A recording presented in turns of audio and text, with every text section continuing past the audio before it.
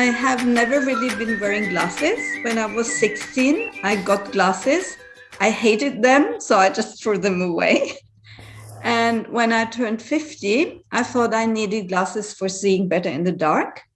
And I went to the doctor, and he so much pressed glasses on me.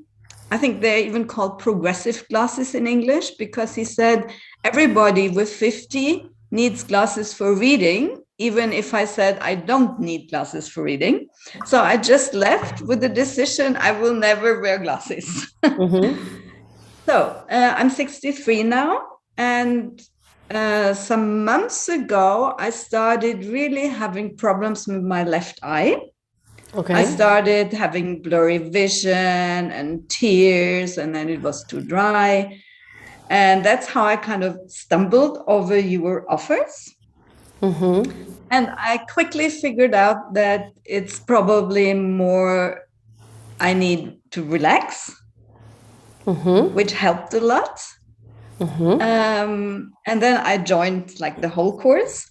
And when I came to your question, where did it start, or when did it start? With my eyes, or with the left eye, I figured out, oh, it started some months ago when the pain in my knee was the worst. Okay. And then I figured out, well, when did the pain in my knee start? And then I found out, oh, this started 1 year ago in this and that situation. And then I came to your exercise with these letters like A, B, C, and like the hands, whatever. And I did this exercise 2 or 3 rounds with the feelings I had in that situation.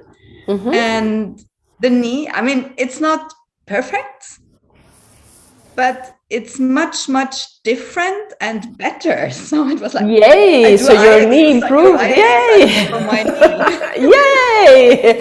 Well, things are connected in the body, so I'm not so surprised. So your knees improved after doing this emotional work. That's great.